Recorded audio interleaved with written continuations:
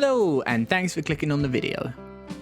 This week, a Grand Cathay model appeared, and as of the time of this recording, they're brand new, so I dropped everything else I was doing and started the epic process of building and painting this dragon horse. When I saw the Grand Cathay revealed a while ago, I thought they were absolutely awesome, and so I wanted to collect some, and I may even get a whole army down the line, but for now I thought I'd just dip my toes and start with this model. I got everything prepared, cleaned up, and then primed in a white because I'm going to go for a nice light color scheme on this one. And the only thing I'd say about the building process is that I really struggled to get the head on, so it might be easier for you as a tip to try and glue the two halves around the neck piece rather than gluing the two parts of the head together and then sticking it on the neck. I also opted to leave my Lord separate and the wings off as well, as that would help me to access all the areas in the miniature while I'm painting. To give you an idea of the scale, here's a Space Marine, just to show how big this one is. That might also be a hint as to what's coming on the future of the channel. So now it's time to paint, and hilariously the first thing I did was cover the whole model in Brigade Grey, which seemed to make no difference at all. So if you see what that looks like after, it basically looks exactly the same. Yep, it's still pretty much white. So then I decided to get pink out from Pro Acryl, and I started to add pink to some of the extremities, to the ends of the fins, the ends of the whisker things, and some other parts like the flat, thin things on the backs of the legs. And when I had all those parts pink, it looked like this. And I should say that the plan all along was to have a white and pink dragon horse. Because I was kind of making this colour scheme up as I go, I was testing colours, so I used wildwood to get a dark brown on the antlers, and then I did a shade of Soulblight Grey from Citadel all over all the scales to create a bit of grey in the recesses and to help those scales stand out. When I come up with a brand new colour scheme, I do sometimes find it tricky to pick colours, so my initial pass for the scales on the underbelly and the bottom of the tail here was with Agrax Earth Shade over the Brigade Grey base coat, but I decided I didn't really like the warm brownish tone that created, so in the end I do change that, but for now I'll just leave it as is and we'll explain that when I change it. Just to get a quick idea of what the leather colour would look like, I used Gorgrunter Fur, which is contrast paint, all over the leather straps just to see what a brown would look like in comparison to all the other colours that I'm using. And then while I was blocking in base coats, I also painted all the metallic parts with graphite from Akinteractive. My original plan was to do a non-metallic metal. I do abandon that plan later on and go for true metallic metals instead. Still, making it grey was going to give me a rough idea of what that would look like. And then for some crazy reason, I decided to individually highlight every single scale in white. And as you can imagine, throughout this paint job, I was constantly wondering, why did I choose to paint this white? Hopefully you'll agree that it turned out good in the end when we get to the end of the video. My inspiration for this paint scheme was basically Mitsuzune from Monster Hunter Wilds, which I was playing recently, and I really liked the pink and white for this. When I saw this model, I thought, oh, that might be quite cool. I also thought, actually, it kind of matches cherry blossoms, which are present in China, which is the mythology sort of that this is based off of, and I thought that would look really cool. I also, it would be really different to the box art, which would be really interesting to try and have a go at and come up with a scheme of my own. On the belly plates underneath the model, where I'd shaded with Agrax Earthshade before, I now came in and I think I used Off-White from Vallejo to try and do this kind of scratchy textured highlight. I didn't really like it in the end. The yellow tone that it introduced didn't really seem to match. It was too warm for the rest of my scheme. So I will change that later on, but I just wanted to include it so you can see that in this process there was a lot of try something, oh it didn't work, okay let's try something else. For the antlers, I really wanted to make an effort to make the antlers really good. So I looked at a lot of references and I used a lighter brown tone with all these sort of scratchy bits, and then I used an ivory paint on the top just for the tips. And we'll revisit the antlers later for more texturing and stuff. Then I moved to the metal parts, and on the metal parts I began to start work on the non-metallic metal effect, but because I didn't end up using that in the end, I'm going to gloss over it and just skip over it very quickly. You can just sort of see the work I tried here, but it won't stay like that. I knew for the plates of the metals I wanted to go for something quite contrasting, so I used a black initially. Because of the nature of me changing everything in this colour scheme throughout the video, that will also change, but for now I was leaving that as black. I had this idea to use fluorescent magenta to get a really vivid and saturated color, and I loved the idea, and I put down the paint and it went well to begin with, but something just wasn't quite right. So once again, that will change, and it's a good lesson that don't get too attached. You know, sometimes when you put a paint down, it doesn't always work out. This is what the model looked like after all those stages. So after that, I came back to the antlers and I decided to give them a bit of attention. So I put the model flat down on the desk so I could get my hand stable, because the antlers are really high up. I was really struggling to reach them. And I used my brush to just draw little scratchy lines and to try and lengthen those lines down into the dark brown, so we had our much more sort of coverage of the intermediate brown. Then I blocked in all of his little toes with black. I actually used charcoal from Vallejo. And then it was back to the antlers again to increase the length of the scratches and to work on that for a while. And I did the same thing with the ivory. I brought down long scratches with gaps between.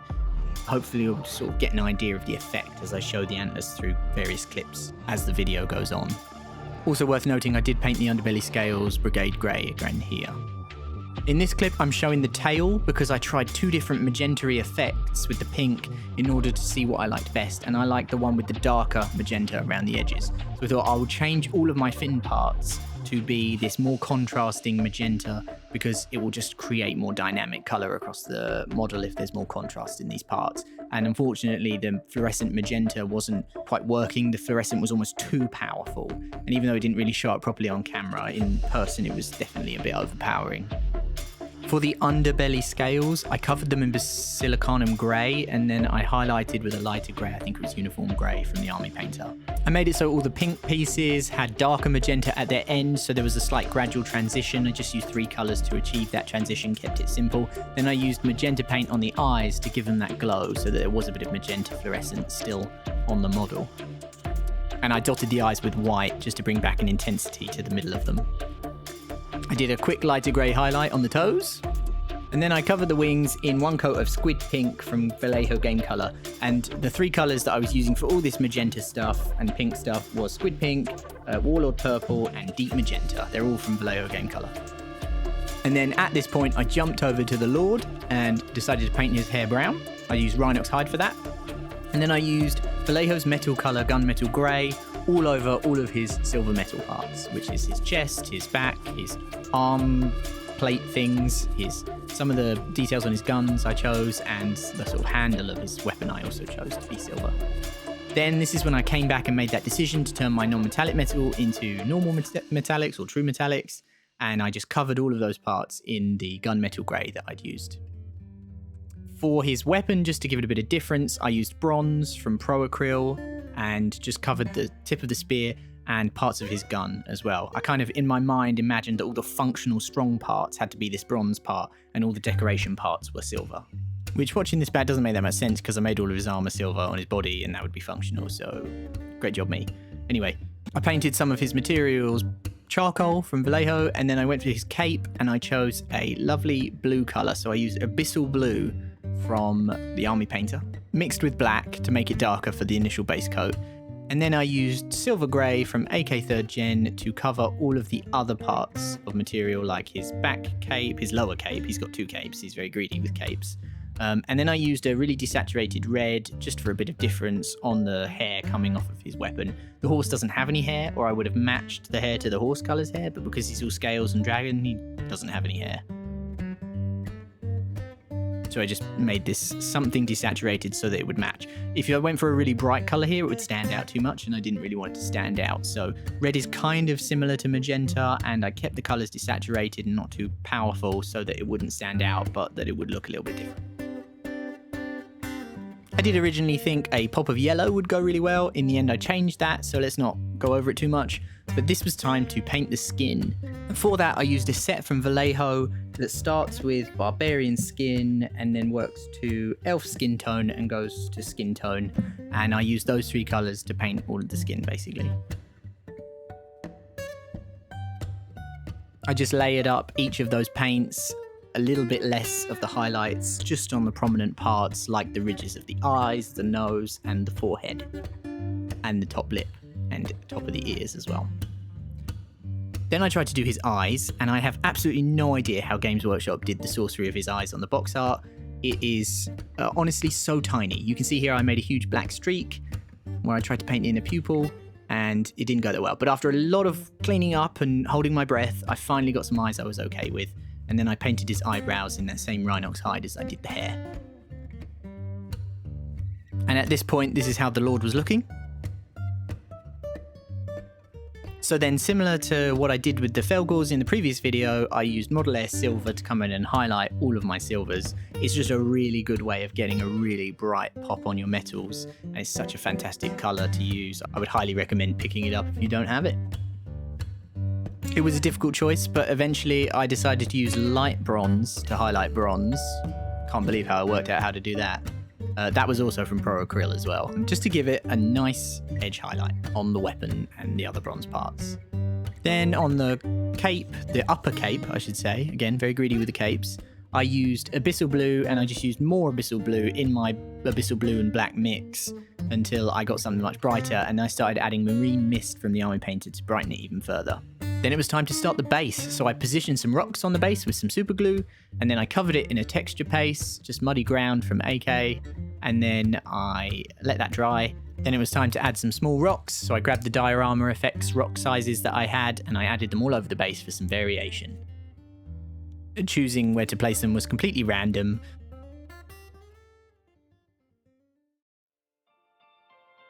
Then I sprinkled some little rocks all around, and glued everything into place with a fixer. This fixer is pretty cool. It's also in the Vallejo FX range. The only thing I would say is, whilst I really enjoy that I can use a pipette to just drop it all over the base, it is kind of thick, so it can move the little stones around, and if you don't spread it out a bit, it will dry in that mound and potentially dry with bubbles, so make sure you pop all the bubbles as well.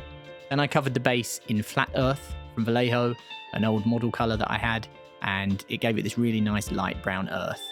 Maybe a bit too brown, so I covered it in an Agrax earth shade to darken it and to shade all the recesses.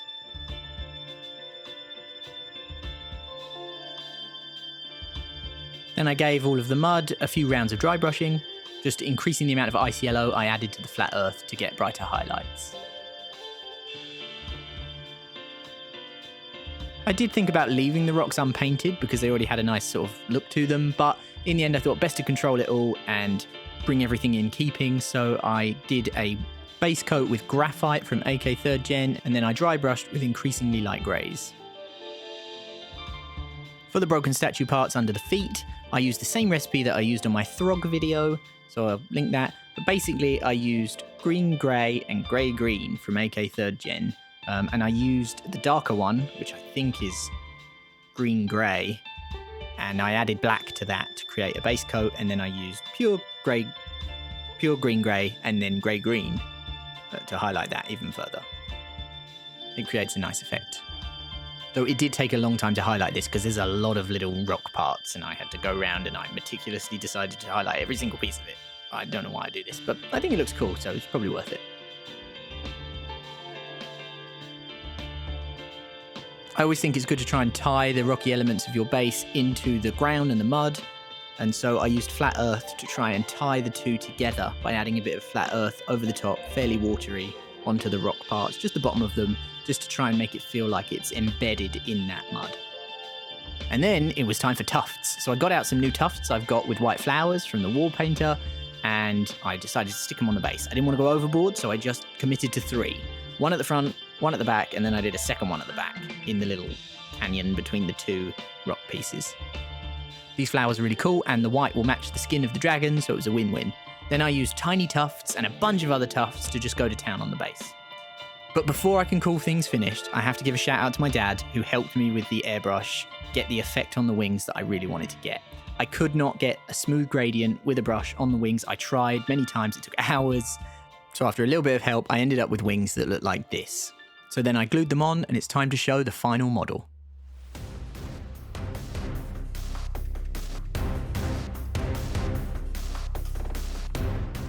It was a momentous task. It was a mammoth thing. I worked on this all week. I spent like 6 days straight painting this, and yeah, it's been brilliant. It's been a lot of fun. It's been challenging, but it's been challenging in all the right ways. So I learned loads of different stuff, And now I've ended up with a really nice display model that I'm going to put on my shelf, and it just looks fantastic. So I hope you agree that it's really cool. You'll see that I changed some of the colors to have more blues, so that there are 3 main predominant colors, which are magenta, white and blue.